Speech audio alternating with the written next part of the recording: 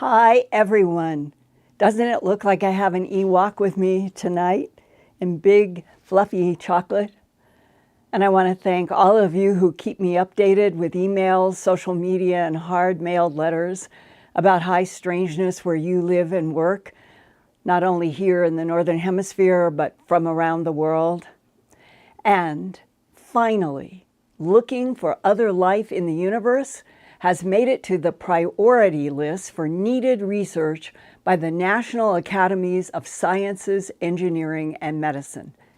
Looking for another Earth out there. That was recently listed as a priority by the American National Academy of Sciences and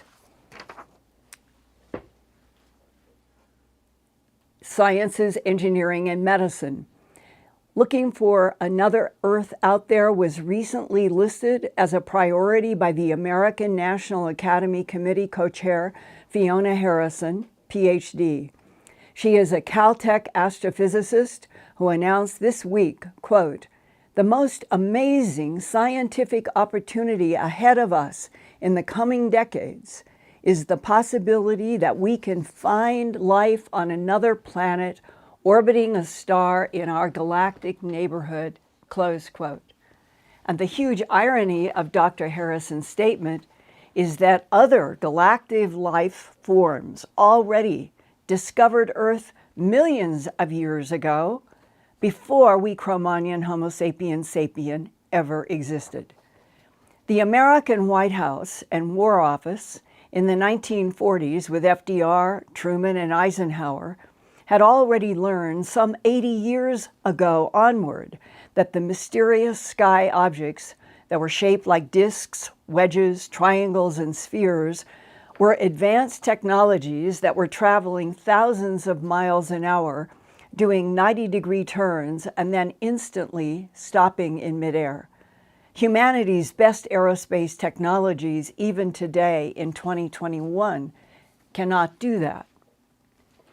Meanwhile, on planet Earth, a Defense Intelligence Agency analyst told me in December of 1999 that, quote, "World War II was an extraterrestrial war fought through human bodies," close quote, and that our government began to learn that. Many retired military have reached out to me about the non-humans they have encountered during military service. In just the past 4 weeks, I have reported about U.S. Air Force Staff Sergeant Mario Woods, a senior airman security specialist and policeman, who witnessed dramatic UFO activity over a Minuteman missile site at Ellsworth Air Force Base in South Dakota. And from there, he was abducted, along with his Minuteman Launch Control Facility leader, into an enormous UFO. That report, in 2 parts, was broadcast on my September 29th and October 6th Earthfiles YouTube channel. And then, on October 20th, we heard from retired U.S. Air Force Captain Robert Salas about the large, glowing red UFO above the Oscar Minuteman nuclear missile site at Malmstrom Air Force Base in Great Falls, Montana on March 24, 1967. The UFO seemed to be in control of the missile site as one by one, 10 Minuteman missiles powered down each second for 10 seconds. Boeing, the Minuteman engineers, said that was impossible, but it happened. The next week, on October 27th, I interviewed retired U.S. Air Force senior airman and security policeman Brian Montgomery, now 65 years old, living in Central California. In the 1970s, he was also assigned to Malmstrom Air Force Base, Minuteman Missile Security. Senior Airman Montgomery describes seeing at the Carl site, P9 missile site, a large nuclear missile truck turned over on its side, and a 110-ton nuclear blast door atop a missile silo flipped over like a child's toy. The tipped-over missile truck and the flipped-up nuclear blast door were attributed to UFOs often seen back then over many Minuteman missile sites. Later, not far from the Carl Site P9, Brian encountered a female Bigfoot Sasquatch at the Great Springs outside of Great Falls, Montana. While in the Air Force, he also saw with his own eyes some of the many bloodless cattle mutilations reported around Great Falls in the 1970s, often associated with UFO craft in the skies above pastures. And then, last week, on November 3rd, we heard from a U.S. Army sniper with a top-secret clearance in Iraq who asked to be called John Doe and to have his voice electronically altered. He, too, was paralyzed upon waking. He could move only his eyes. Before him was a 4-foot-tall, square-headed being with large round eyes and a pattern of hexagons on its face and body, perhaps skin, perhaps some kind of a garment. John Doe did not understand why he felt happiness at seeing the strange entity in the doorway, just silently standing and looking at John Doe, who passed out 3 different times while staring at the strange, unmoving being. 3 times John Doe woke up to see the square-headed being just standing in the same place as if it had never moved. And John Doe was puzzled about why, by the 3rd time of losing consciousness and coming back, he felt happy to see the square-headed being. And then, 3 or 4 days later, John Doe woke up from sleep to see a completely different-looking being up near the ceiling. John Doe said it was a gray thing with a pointed chin, and that it was at the ceiling level, quote, meaning its left shoulder was nearly touching the ceiling.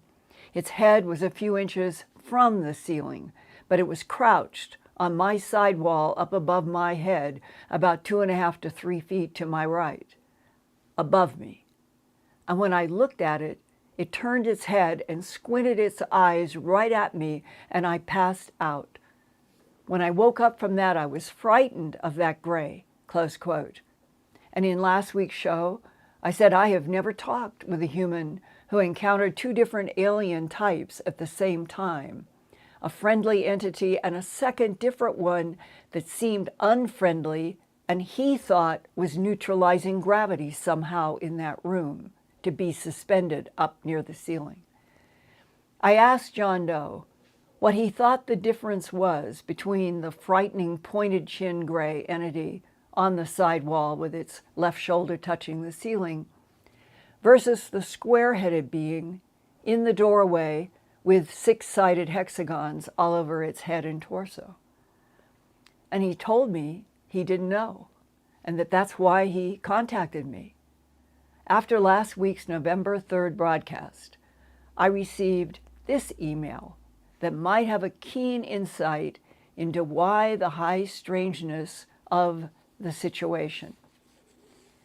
The date was November 6th of 2021. Hi, Linda. Regarding your most recent interview with the retired U.S. Army sniper who was visited in mid-March this year of 2021 by both the squarehead and pointy-chin non-human entities, I have a theory to propose based on my own experience. I think the squarehead was working for pointy chin to condition John Doe to feel positive about the alien presence. I think pointy chin used not only the squarehead, but also the necklace of stones that lighted up with pink glow when John Doe pointed to them.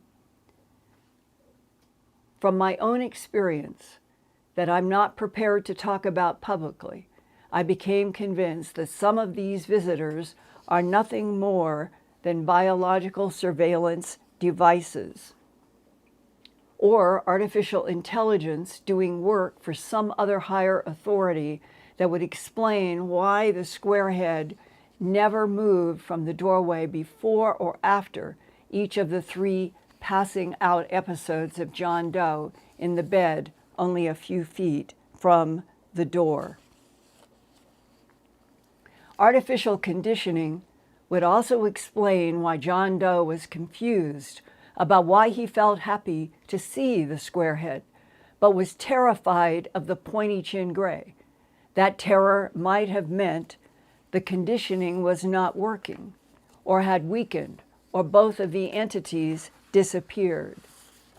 If you share my theory, please don't reveal my name. Thanks for all you do.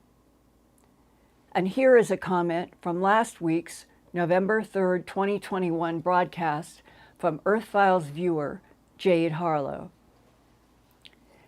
Christ light banished Black Hulk. I can't believe it. My mom had a very similar thing happen to her. I was a baby sleeping in a little crib in her room, and she woke up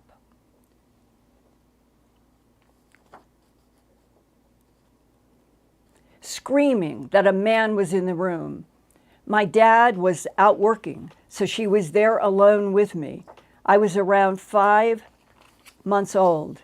She always says that she was asleep, but felt something in the room.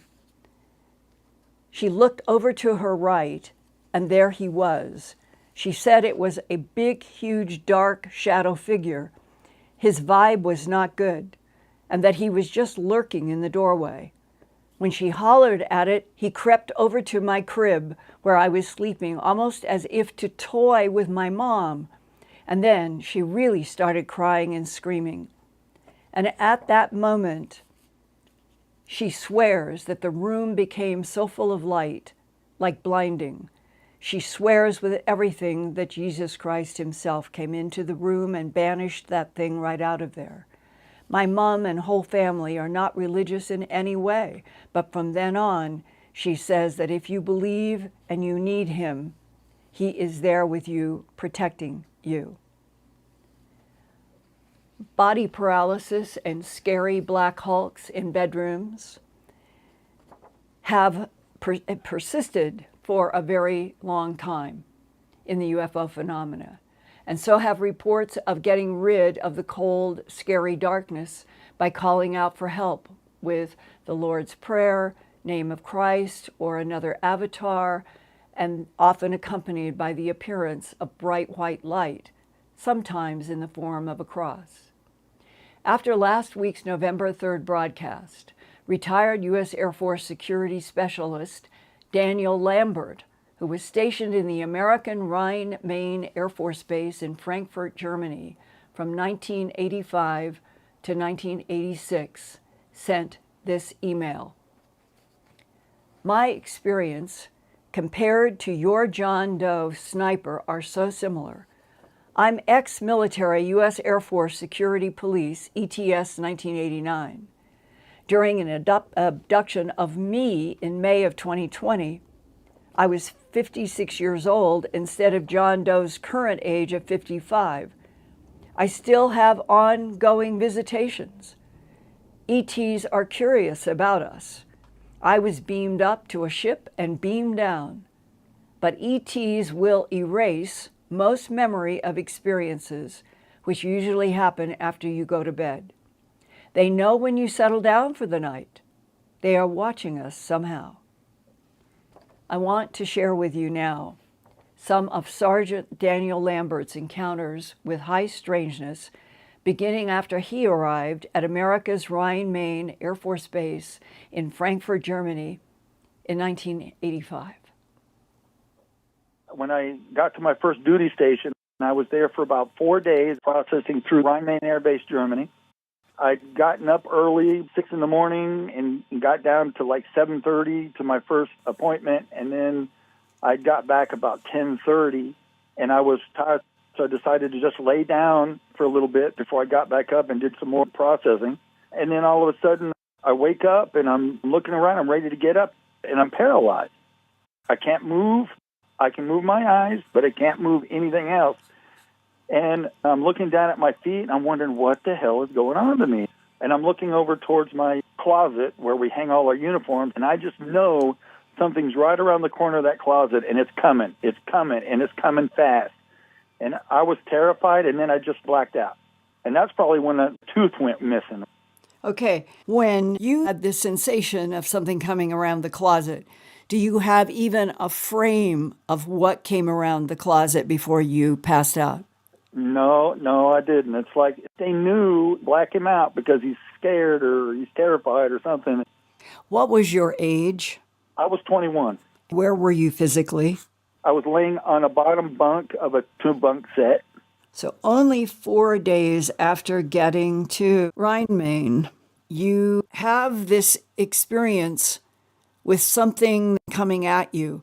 Had you ever had any similar event from childhood? Not that I can remember. Nothing that terrified me like this. Nothing. Back in those days, you didn't want to tell people crazy stuff because then they can turn around and send you to mental health. Remember, you're Air Force property, and you start talking about strange stuff, and it gets to your flight chief, they can turn around and send you to mental health, and you were just trying to tell people what you experienced. So you're really careful about what you told people when you become a United States government property. Right. And you were age 21, and this is your first assignment in Germany. Right. This happens 4 days after arrival. Did any other event occur with something that you would put into the category of a non-human intelligence? Not at that time, but I had another situation happen after that. Date? I'd just gotten my orders to F.B. Warren Air Force Base in Cheyenne, Wyoming. I was really excited to be leaving Germany. At that time, I was working in the security police armory. At that point, I had trained to be an armorer who actually issues the weapons to the oncoming flight line troops and law enforcement troops to going out to the field. It was about 3 o'clock in the morning. I was all by myself, and you can see the M16 racks that go all the way down, and all of a sudden I'm seeing this silhouette there's like a fluorescent light between each one of these racks, and they're too high. So it's like a library of M16, too high, and then between each row of racks is a light. And then between the lights, you can see the ground, if anything is there. And then there's this black silhouette. And I'm thinking, what in the hell is that? And then it started moving. And I'm thinking, what the hell? Somebody's got to be in here with me. So I decided to move over a little, and it moved. And then I stopped, and then I started moving the other direction, and then it started moving the other direction. Then I stopped completely, and I waited. And I waited, and then it started moving again. And I'm thinking, that's it. Somebody's in here with me. I called law enforcement desk. I didn't let it stay out of my view for more than a second because I had to turn my head around the corner of the door to grab the phone. And then I had law enforcement come down, one of the officers, and we went raised pistols looking for this thing. And I told them that there's somebody in here with me. I don't know who it is and what it is. There's not supposed to be anybody in here with me. And then we raised our pistols. We walked all the way through this armory, looking everywhere, just nothing. I was embarrassed, very embarrassed, and my supervisor had to come down, and he was called, and so what's going on? What's going on? So everybody was worried because I was so really terrified of what the hell this thing could have been, and could have really made the base go on alert. Because this is the armory of the base, where all the weapons and ammunitions are stored. It really could have gone that far. And then after it was all over and we didn't find anything, and the law enforcement officer went back to his post, and I asked him, should any of this go in the blotter? Hell no, don't put it in the blotter, because it's like an embarrassment. It seems like your fear would have been exacerbated by the fact that you had the paralysis the year before. Right. 1988 was the armory with the black silhouette that was moving. Right. After I got out of the military, I had to go to the dentist office because I had a tooth bothering me. Jack Self. I went to him, and he went ahead and took some x-rays of my teeth, and he come back into the room with the x-ray, and he asked me if I had any laser surgery. And I says, no. And he showed me the x-ray, and he says, clearly you can see that this tooth has been cut with something like a laser. And I'm thinking, what the hell? And he was showing me how a tooth that goes up into the jawbone has 4 prongs into the jawbone. One of them was cut at a diagonal with half the tooth missing that goes up into the jawbone. The tooth was cut. There was definitely an x-ray of it. Years later, he died. I don't know where all those x-rays went. What date and time would you have been at the dentist who took the x-ray and showed you that half of your tooth had been cut like a laser? It happened in 1990, so I figure somewhere in September, around my birthday. So what is the next event? Okay, the next event would be I had an abduction out here at the house. The date was May of 2020. And I'm outside. It's about 2 o'clock in the afternoon, and it's beautiful blue sky, no clouds anywhere. And I'm out at my carport. I just finished cleaning my car, and then it's like someone come up behind me without me seeing and shoved me with like 2 hands in my back. And I fly forward, and I don't remember ever hitting the ground, but the next thing I remember is that somebody grabbed me by the belt, the pants belt, right in the dead of my back, above my butt, and pulled me back to my feet. I remember making it to my feet, and then just as I'm getting ready to get my bearings back, because what the hell just hit me, And then all of a sudden I felt my body start to lift off the ground. I'm lifting up, and I'm thinking, what the hell? And then, boom, I black out. And then the next thing I remember after that, this is the part that I wanted to explain to you before, I'm standing, and I was on one side of the car when I was pushed down and pulled up. I was on the driver's side, and then this time I'm on the passenger side of the car, and I'm standing up, I'm paralyzed, and I'm completely wide awake looking at my circle drive, thinking, what in the hell is going on?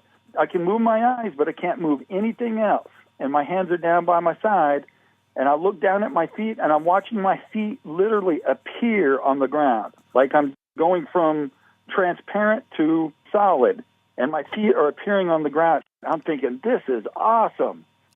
Does that imply that you rose up in your body form and then you became conscious in paralysis outside, knowing that you could move your eyes, but you were actually seeing your feet come into appearance as if you are making a transition from up, down to the ground? Yes. This is the part that I want everybody to remember. This is the part that's really interesting.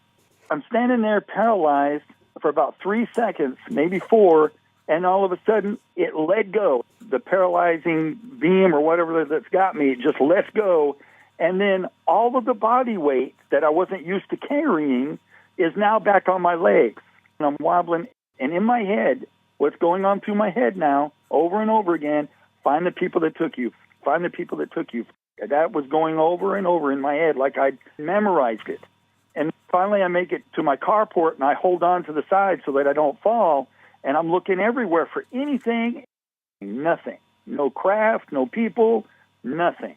Instead of me rushing into my house, picking up the phone, calling my kids, calling anybody, and saying, oh, my God, I was taken and I was brought back, instead of doing that, I went right back to cleaning my car. It's like nothing had happened. My heavens. Yeah. And then I didn't even notify my own kids until the very next day to tell them, yeah, I was taken. And I called my brother and told him that I was taken. And I told my father I was taken. And my best friend believed me 100%, and those are the people that I told. Where else am I supposed to go? Call the police? I never realized how many people have had experiences with paralysis, some kind of a dark hulk or a dark shadow person, since I have started this arc. And I want to share one last email that came in 2 days ago. And quote, I was listening to your YouTube channel on Wednesday, November 3rd, 2021. Thank you for sharing your personal experience with the dark Hulk-like figure again. What I can add is similar to what the sniper has said. He said he saw what appeared to be a gray somehow hanging from the ceiling in the corner of his room and was terrified. I, too, remember when I was around 2 to 3 years old, waking up in the middle of the night and looking down beside my bed, and there was a white figure of what appeared to be small, childlike, looking at me. I can't remember the exact color, but the whole figure was somewhat illuminated in the darkness. I don't remember many of the features with the exception that it was bald and seemed to be kneeling and praying between my bed and my sister's bed. I was also terrified, and I remember jumping from the bed over the small child figure between the two beds onto my sister's bed. And then I jumped off of my sister's bed and I ran out of my bedroom to find my parents and let them know. And that woke up my sister, but she didn't see the small figure. She was only frightened because I was frightened. My parents excused this experience as a nightmare. I never felt comfortable sleeping in this room as a small child and always opted for sleeping on our couch in the living room when possible. I didn't start really sleeping in the bedroom until my teenage years and beyond. And that's when the dark, Hulk-like experiences started happening when I was a teenager.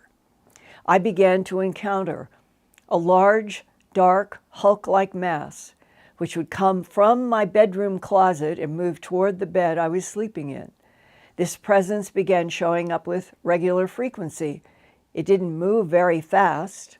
I could still make out the size of it in the darkness, dark against dark. Your description, Linda, of Hulk-like is very accurate because it was larger than a normal person. When the dark mass moved toward me, the room would become colder. I remember it was like the refrigerator room my dad used to put deer meat in when we were kids growing up and he went hunting. It was cold, cold, locker room cold. The room would become colder than normal and I could sense, I guess, an evil presence. This became so regular that it made it really hard to sleep at night. I was waking every night when this figure decided to emerge. It would move toward my bed and lean over my bed. Its face would be positioned a few inches in front of my face.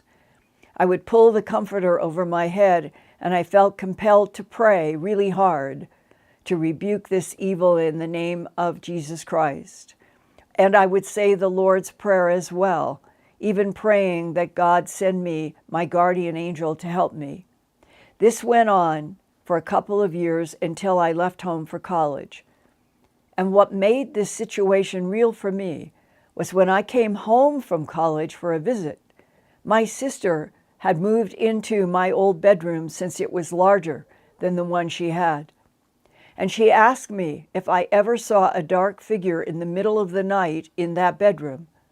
I was shocked, but also relieved to know that what I had experienced was real. And that's not a military, that is a general civilian experience. And I am becoming curious about how widespread is this phenomenon. And it is so clear, like myself, I was never, ever comfortable in talking about my experience with anyone until that program at the beginning of my Earthfiles YouTube channel broadcasts. That was the first time that I ever shared what had happened to me, and then last week I shared it again. So I'm very curious how many other people, and you can write to tell me, and you can say, I don't want my name, my address, my phone number, I don't want any identity of me, but I would like you to know, and then you can tell me what has happened to you. And then that raises the bigger philosophical question. What is the dynamic in this universe, or at least in this solar system, in this planet Earth, that would have this kind of metaphor for darkness that could enter individual lives, individual bedrooms, to see if the soul was strong enough to fight it off? Is that the process that is being measured and analyzed? I don't know. But I would love to get more feedback from you, and I would like to know if doing a story like this, somewhat in depth in a subject over a period of time, if you have found this valuable to you. I would like to know that as well. There's been an arc over about 4 weeks, and I'm not planning to continue doing more and more and more, but I would like to see what other content from you, and then if there is something that really stands out in the whole issue of UFOs and hulks and cold and all of that, I would be interested in sharing more of that as well. So with that, Ian, what have we got in comments and questions? Okay, well, thank you, Linda. We've got some super chats to say thank you to. Moonbird, Rebecca Cole, Mark Petrie, Mark Kelly, Sue Ayers, Courtney C., Joe Schmo, Sexy Sadie, Lily Boop. Thank you so much. And I'd just like to say thank you to all of our viewers all around the world. We've got people checking in tonight from Israel, Philippines, Puerto Rico, Iceland, Reunion Island, and the Indian Ocean. And I'd like to say a special shout out as well to the Netherlands. The Netherlands is currently the 6th geographical location where Earthfiles is most watched. Oh gosh, thank you. To all of you, a big, big digital hug. I would love if we were around the whole world all the time. This is great. Thank you. And what have we got up for questions? Well, questions and comments. Linda M says, I got chills last week when I re-examined the video where a voice in Linda's head told her to move her little finger to come out of her sleep paralysis. I had exactly the same thing happen to me. And she's wondering what Linda thinks about why moving a body part may trigger release from paralysis, because I always woke straight up once I could move, but it was hard to make it move. It is an excellent question. I've wondered that myself. It's been repeated over and over by other people about this idea of concentrating either on the little finger or a hand. And it may be that when the mind is directed to a particular part of the body, if we understood the whole relationship between our brains, between the small microscopic tubes that Stuart Hameroff and Roger Penrose have hypothesized are a new discovery in 2014 that they speculate would be in relationship to a quantum-based universe in which frequencies are the key, and that we have these microtubules in our brain, and that frequencies from outside through the universe, maybe why remote viewing can work, why telepathy can work, why any of those words of describing something where there isn't a direct matter interface, it's mind to other frequencies. It might be that it starts because our brain has this biological assist. And in that context, the idea of the brain being given a message to concentrate, that concentration might be what brings the focus of the bigger quantum and the smaller quantum together and can break what might in and of itself be a frequency hold on the human by an extraterrestrial technology. We all need to know a lot more, but I personally am convinced that the program that I wrote this year, From Brains to Galaxies, the Key is Frequencies. To me, that's what it's all taking place in, and that the non-humans throughout this Milky Way galaxy and beyond, their demonstration of control over muscles, nerves, the brain, all of it, has been ever since the 1960s and the Betty Barney Hill case. And we've had this arc of all of us trying to learn what is the truth, what is the reason for human abductions, why do the non-humans do the abductions in a kind of secret way, manipulating time, manipulating matter, manipulating all kinds of things that don't happen in the non-abductee world. Are they testing? Is it training? And I thought that the man who sent the hypothesis about the fact that there was the gray that was perceived as being evil or bad and terrified the watcher versus the other being that he felt happy and friendly with, and the idea that that could be an insight into how the grays try to control and interact with humans through artificial intelligence. That to me is a keen insight worth a lot more feedback from those of you who might know, and a lot more study for the rest of us who are trying to understand what could be going on.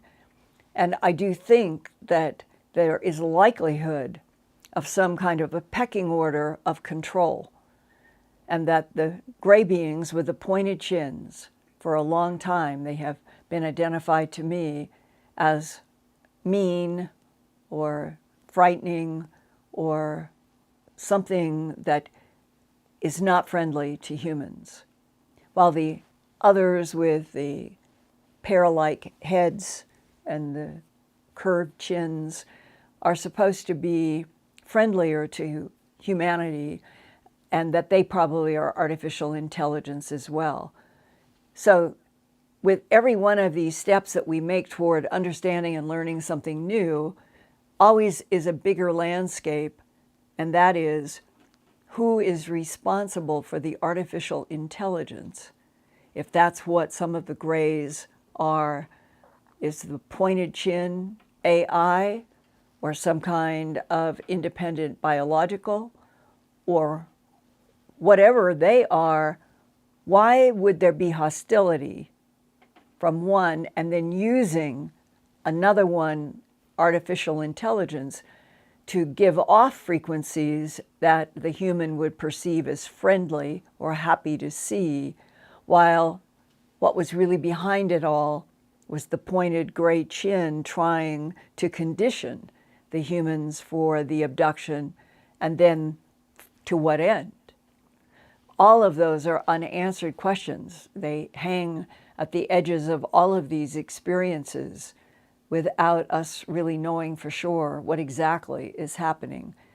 But I think all of you who have been with me on these Wednesday nights, that you are beginning to understand how complex this landscape is, and that as you look out toward the horizon of the many subjects that we have covered, that what continues to rise more and more over and over, how much is illusion? How much is holographic? How much is, look over here, humans, look over here, while this is happening over here? And also on the landscape, a sense of other intelligences who would really like to see humanity evolve and be less warlike. And all of those pieces and all of these complexities are pulling in different directions. So I welcome your feedback and your comment, and that this insight about pointed chin grays using some other kind of being as its interface to humans might be something worth investigating further, and I would love to hear if anybody else has had a similar experience. Okay, Ian, what do we have next? So many people checking in the chat about their own personal experiences. Good. Here's one, says, all three brothers and I saw the tall grey man every night growing up. So it's not just limited to one person within the family. Right. And the tall, did they describe the height, the skin color, the eyes? No, they haven't. Maybe they could while we're still on. Please give us some more details on that one. Yeah. Some people are saying they see shadow people every day. Someone else says they're so glad that they came to the channel because before that they didn't realise. In fact, they say they're blown away by the fact there are so many who've experienced shadow people. They used to think it was just themselves. Yeah, I think that we are seeing a remarkable expansion of people being able to talk now about subjects that they never would before.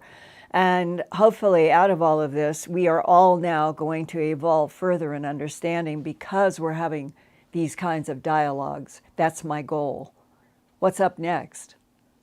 Another comment from someone serving in the military. Raphael M. says in 1980, another medic and I encountered a floating orb while in military operations at Fort Hood, Texas. All I know is that it was not of this world for sure. Why? Have him write me about what it was. Did they get telepathic communication from the orb? What color was it? What was the diameter of it? How far from them was it? Those are the kinds of things for all of you. Orbs can come in golf ball size, baseball size, softball size, basketball size. They can have swirling lights that people perceive as three-dimensional or just glowing out a light. They come in a variety of colors. The colors seem to be associated quite often with different intents, and that the small blue lights, in many cases, including RAF Bentwaters, are often associated with blocks, somehow blocking human minds from seeing X, Y, or Z. That may not be universal, but that is an example. So when you have an experience, try to go and write down as quickly as you can so that you have firsthand memory.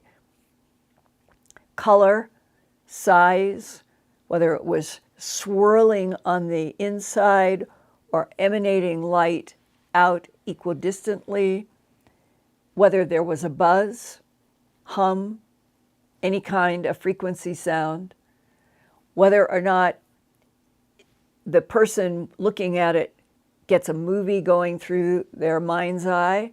It literally looks like a movie of a film, or still images, like image, image, image, image. There are different ways that the telepathic communication comes into human minds.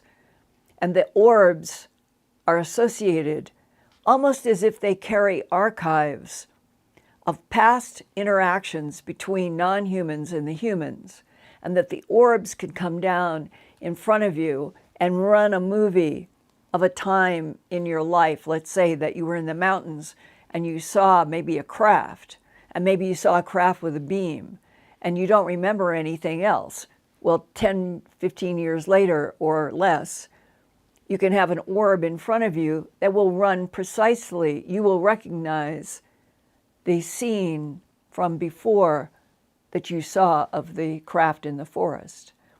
Why there is this sort of out of sync that something can happen, let's say at year 1, and nothing else happens again for 10 years, that is also another big puzzle. It is as if we are being studied. So much about us is being studied, and so much of the communication with what is studying us is done through telepathy and AI. But we don't know how to perceive what the technology is. Okay, what else? Okay, we've had people talking about the entities that they've encountered. one person here encountered an entity that they said was demonic and actually threw them across the room, and they had to have stitches in their head afterwards. You know, this whole issue of black versus white, demonic would be historically in the black side, not demonic would be in the white side. It is, to me, the biggest puzzle. It's probably the subject that haunts me the most of my entire existence in life. Why are we in a universe in which the razor's edge between annihilation with antimatter was so thin that the very tiny, tiny, tiny infinitesimal piece that knocked this over into a universe in which it didn't annihilate is astonishing. And then that we would be in a universe that has supported life and consciousness together, biological, organic life, not inorganic. There could be maybe many universes that are nothing but inorganic. Maybe that was the point of this universe. Experiment with organic molecules. But why, on that razor's edge of even coming into existence, why is this universe the yin and the yang? Why is everything in this universe seemingly on some kind of a balance, always light against dark, white against black, life against death, on and on the opposites? And what does it mean for something to be demonic? I'm not asking the question in ignorance. I'm asking the question in the rhetorical sense of why is there anything demonic to begin with? That's what haunts me.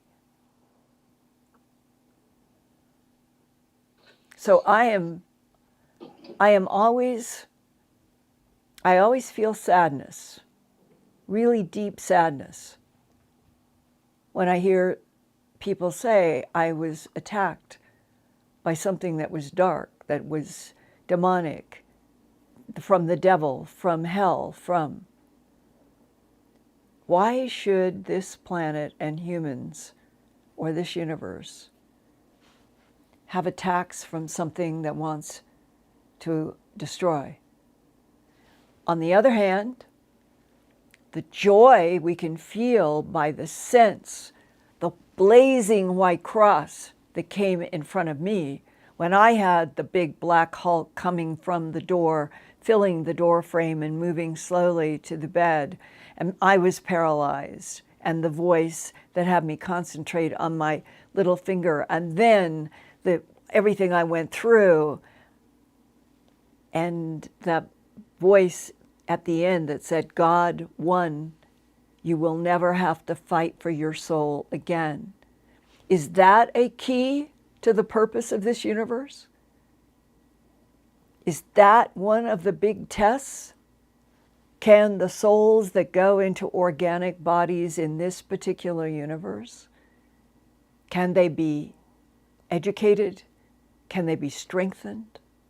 Can they be provoked to fight at a level that is quantum for the survival of the soul versus what?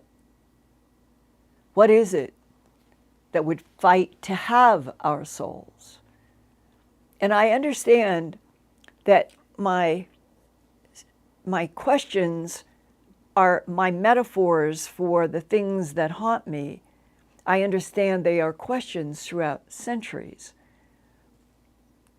And at their most profound, they are essentially what are the foundations of the various philosophies and religions that have evolved on this planet, at least during Cro-Magnon Homo sapiens sapiens evolution. And that we're standing on kind of a, not just an existential brink, but it seems to me that we're getting closer and closer through the physicists who are studying to see, are we in a holographic universe? And if we are, it is constructed. It is constructed and projected. If it is projected from someplace else outside of the universe.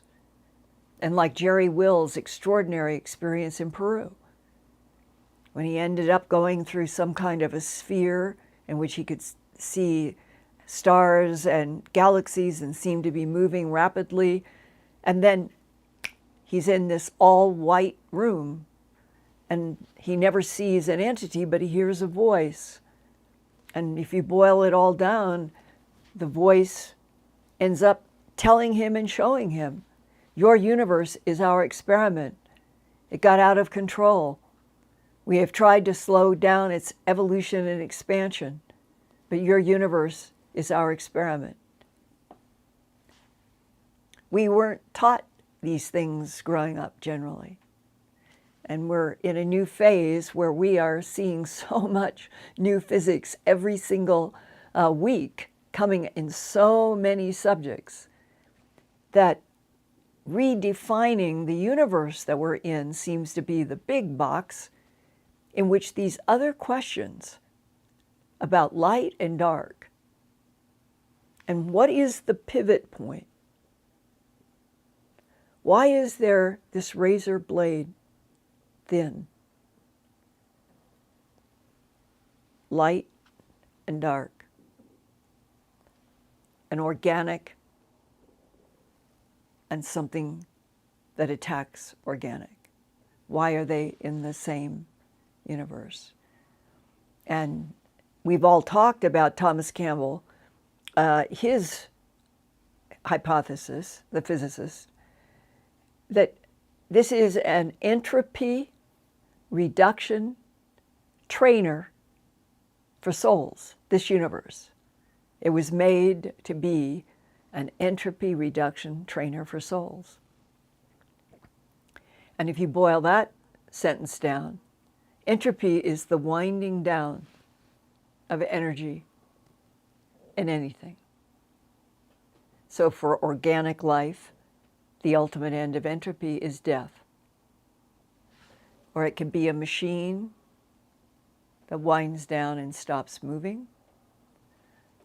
Anything, a sun that explodes and dies, entropy. Entropy is the reduction of energy, going always toward zero. And the opposite of entropy is light. 186,000 miles a second.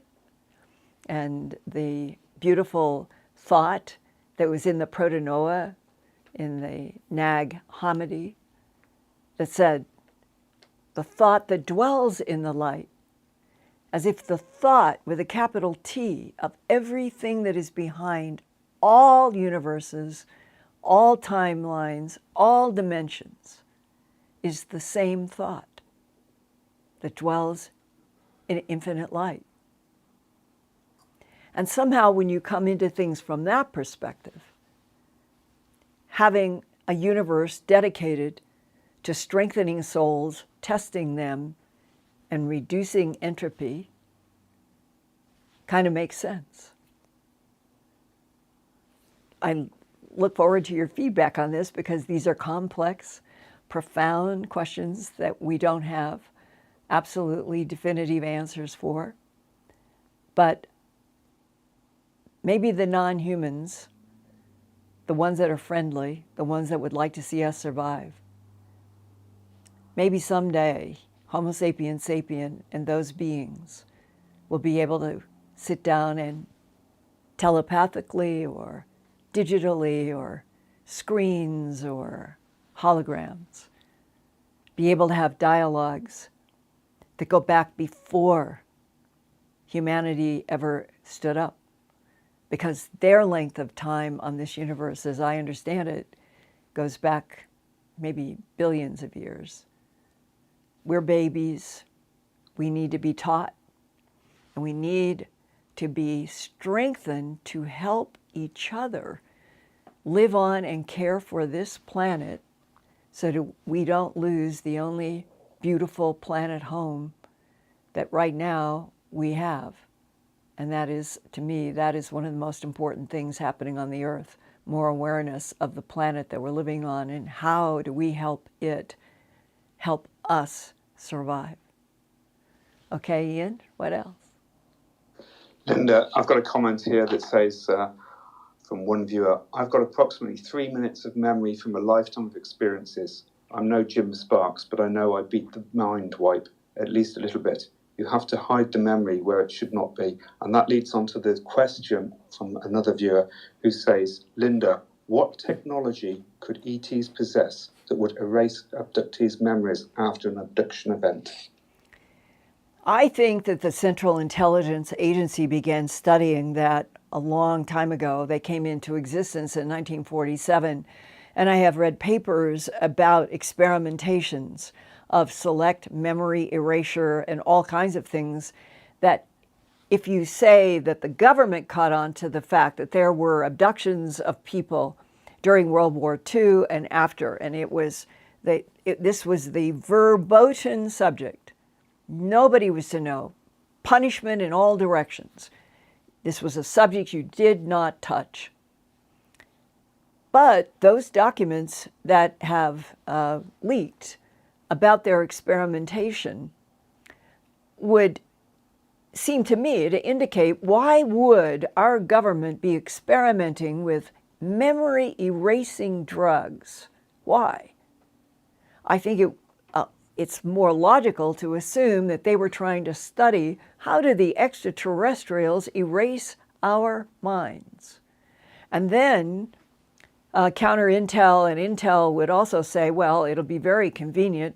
We can have John Smith go out to Russia or Patagonia or someplace and do X, Y, and Z for us, and then we'll just give him a pill and it'll erase part of the memory, and then we don't have to worry about anybody leaking. So you can see that memory erasure as much of a violation of humanness as anybody could ever imagine, that it becomes advantageous if the government can selectively, chemically erase minds with some control. Then they don't have to kill people to keep secrets, which they did for a long time. And the ETs, why do they erase? That is a question that I think moves to a very troubling place on the landscape. Why would entities who live in other solar systems or timelines or dimensions, who come to Earth and other planets and throughout the Milky Way galaxy and beyond, why would they erase the memories in the humans that they abduct? Anybody listening tonight who might be working for military, government, intel, medicine, science, anybody who has some actual facts about that question, I sure would like to hear from you in some method. And for those of you in the abduction syndrome, if you have any insights about why are memories erased, what would be in human memories during abductions that the ETs, non-humans, other dimensionals, whatever you want to call them, other intelligences, what are they doing that they would erase the memory of the people that they take and are studying on Earth? And that could be why the government also wanted to learn a great deal about this, because in the end, even though the agencies do things that seem negative, they are humans, and they live in this country with us, And I often feel sympathy for the people who are in now and were from World War II on in agencies that were struggling to understand a kaleidoscope coming at them in craft they didn't understand, knew they couldn't duplicate what the craft did. Len Stringfield said we shot down or tried to shoot down so many UFOs, and that means we would have been aggressors, quote unquote, in the black and white scale of things. But we may have been aggressors because we found mutilated animal parts on UFOs down in White Sands, which is in one of the government papers. They found body parts. That's what the document says. Doesn't say if they were animals, doesn't say if they were humans or what. But they found animal parts in the walls where you would push on the wall and it would open up into a container. So what were the animal parts that they found in 1947 and of that period? At least some on White Sands and probably in other places. What were they? If they were from all of the cattle, horses, and all of the animals from which tissue and fluids have been excised since at least the beginning of the 1960s, but my own guess is it's been going on for centuries. The government was finding all of these very puzzling, sometimes upsetting, wanting the technology that they didn't understand, and making all kinds of efforts to close down everybody, but wanting the technology. It's been a schizophrenic 80 years. And my own personal feeling is, if every single thing could be made public, and everybody started out at square one as a civilization of humans who have the right to know about all other life forms, friendly, neutral, or hostile in this universe, we might end up beginning to appreciate humanity, our ability to love each other under some circumstances and not just want to kill and hate each other. And we need the understanding that our government has of the non-humans that they know about, are working with, and what it is about other life forms that might want to destroy us in order to get our planet. I think that is one of the scenarios. But I also think, and we'll leave you tonight on this, I have no question, I personally have no question from what I have learned, that we do have at least two strong allies, and they are strong. And as one man told me last year, without those two allies, humanity might have perished a long time ago. With them, we should be able to continue to evolve, and we all understand, the non-humans and we, meaning he worked for a particular branch of the government. Humanity has got to be able to learn to help the earth stay healthy and survive, for humanity to live on the earth in peace, and then we can travel out with their help, with the allies. And then we begin to get into something that is gloriously exciting.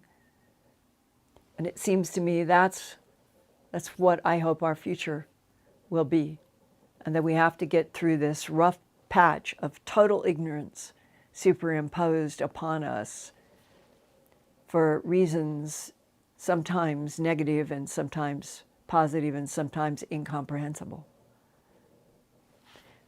But on Wednesday nights, it is a joy to be able to hear your questions and your comments and to share with you what I hope is some content that makes you feel better amid all of these huge question marks, and that we have a future in which we're all going to get stronger and we are all going to love this planet, and we're all going to plant trees. My brother and I are planting trees. I heard today on the radio, it was an interview with a politician. What can people do to help the earth? Plant trees. Plant as many trees as you can take care of. And we will have at least the help of the plant world as the issues of CO2 and ozone and methane continue to challenge the future. Plant a tree. I love you. I'll see you next week.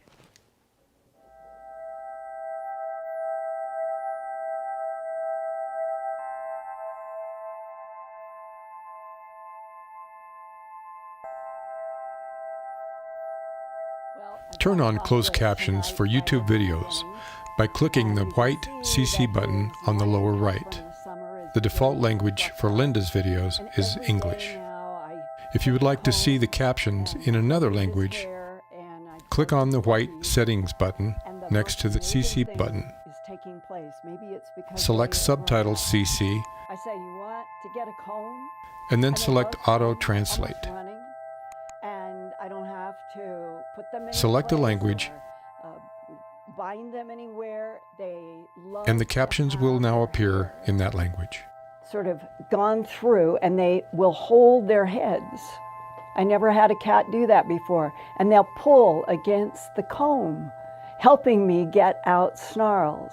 And I think it's the best they've ever been.